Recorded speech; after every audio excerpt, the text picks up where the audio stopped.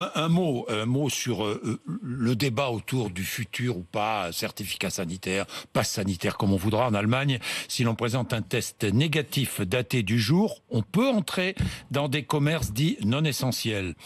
J'ai vu cela. L'Allemagne est en train de mettre en place ce système-là. Est-ce qu'il faudrait faire la même chose en France? Est-ce que vous pensez que moi, c'est quelque chose que j'ai réclamé il y a plus de 6 mois. Je pense que c'est une des éléments de sortie de la prévention combinée.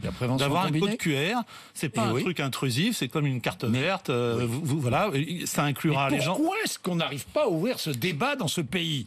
Mais parce qu'il n'y a pas de débat, il n'y a pas de débat citoyen, il n'y a pas de débat parlementaire. C'est-à-dire qu'il y a des décisions politiques, et puis quand c'est prêt, c'est prêt. Voilà, les autotests, on les a attendus, ils sont là. Ben voilà, on fait avec ce qu'on nous donne. Et je pense que ce débat sur les libertés individuelles, quand les gens vont comprendre, notamment, je pense au secteur de l'événementiel ou de la restauration, que c'est un outil qui favorise, ils vont devenir militants de ce code QR.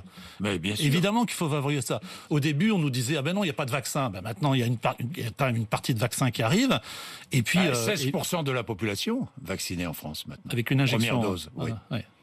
Qui protège non, mais première dose. On prend toutes les bonnes nouvelles. Qui protège vraiment la première dose? Alors, à part pour le vaccin chinois, vous avez vu, il y a un problème, mais oui, elle protège. Oui, elle protège. On est, par exemple, dans les études de Pfizer, alors c'est compliqué parce que pendant les 10 premiers jours, de 0 à 10 jours, globalement, il faut laisser les anticorps monter.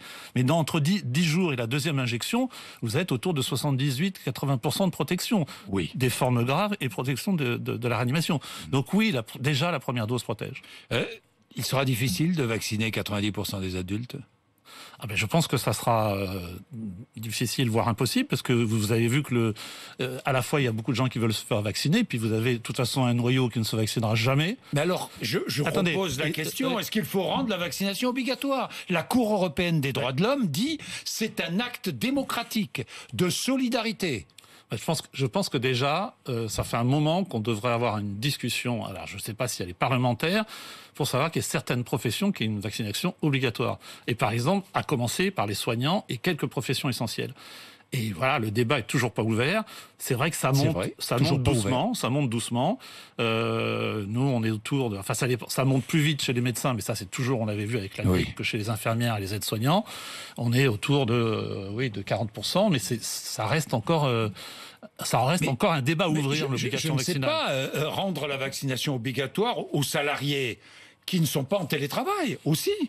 Alors, non? Oui, mais il y a aussi l'application, là, le test QR et puis les tests. On pourra très bien imaginer que ces autotests et ces tests salivaires puissent aussi permettre, en plus du code QR là, ou de l'application, puisse permettre de rentrer dans l'école, dans les lycées et effectivement dans les lieux où le télétravail. Mais le télétravail, excusez-moi, c'est pas ma spécialité, mais il se trouve que j'ai des patients qui me racontent comment c'est l'employeur qui les empêche de télétravailler.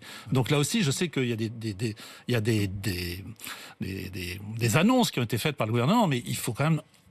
Voilà, je pense qu'il y a du contrôle à faire. Il y a du contrôle à faire sur la quatorzaine et il y a du contrôle à faire sur le télétravail, parce qu'il faut que les personnes puissent télétravailler le plus possible. Ça, c'était très clair. Ça fait partie de la prévention combinée, ça aussi.